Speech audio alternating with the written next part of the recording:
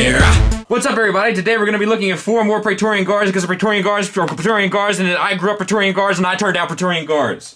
Enough. I'm kidding, but I have had my fill of Praetorian Guards. Let's get started with the review. What's up, everybody? It's your favorite Temper Tantrum's favorite nerd. Today we are looking at the Kylo Ren TIE Fighter, which is also, is it called anything else? His TIE Silencer.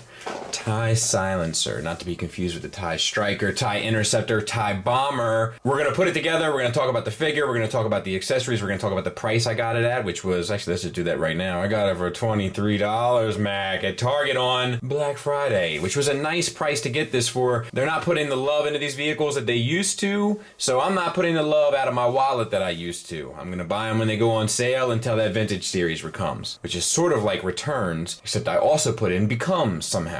Not sure how, don't want to waste too much time thinking on it. Let's get started. So let's build it. This plugs into the back here. Is that in there all the way? Looks like it. And then the wings obviously plug onto the side. These bits.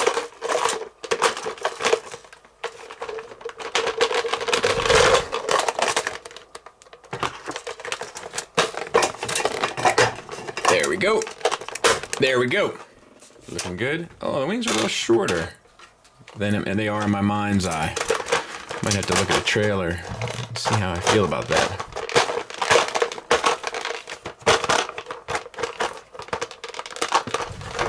This is probably a lot easier without a camera in front of you, but what are you gonna do? You know, can't win them all. There we go. So, there it is put together. And then we get 4 blasters to put on them. And they're kind of angled. They go on the tips, so to speak. So it should be fairly obvious how they plug in because they're cut at an angle that follows kind of the wing alignment. There we go. So it's cool. This obviously opens up and Kylo can go in there. We got silver paint accents kind of throughout. This is a different material than this, and this is all, you know, just that kind of tie material. And then these bits here lock in and then eject, and then it actually has 2 green missiles that plug in. I guess they've gotten rid of the Nerf aspect, but you know what? I mean, I know people didn't like it, but I gotta be honest with you, I kind of liked it. And I liked firing them at my kids. This one's gonna put an eye out. So, let me see, I don't know how... Alright, there's that. Oh, and then you press the buttons again and they fire. So that's cool, it's one button that controls all the mechanisms. That's pretty awesome. So I don't really have a whole lot of complaints there. Translucent plastic at the windshield. Does it have landing gear? Here's the Force Link thing. I don't have one of those. I'm not buying that because I really don't need them to talk to me. It doesn't look like there's any landing gear, so that's kind of a bummer. But, I mean, it's a pretty cool... And the blasters at the end definitely give it the extra kind of size that I was looking for, so to speak. But, yeah, I don't have any real complaints. These springs don't feel great, you know, for the mechanism, but... That'll probably fail over time, I would imagine. And there's not a lot of paint love, like the wear and tear paint that we kind of like to see on 3 3/4 vehicles that we used to see in the past. But it's not bad. It's not bad at all. Sculpt-wise, like the sculpt is still dead on the money. Size comparison-wise, there he is with it.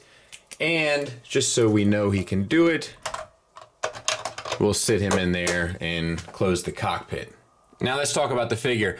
The face sculpt I think is pretty good for a 3 3/4 figure. The hair is painted, the eyes are painted, has the scar sculpt on as well. No issues there really. It's on a ball peg, but you don't get much out of it due to the hair sculpt, so you're pretty much limited to just the swivel. He does come with this lightsaber. There is this whole thing, it looks like a translucent plastic red, and then this bit is painted on like the metal bit. He does hold it just well, as you saw.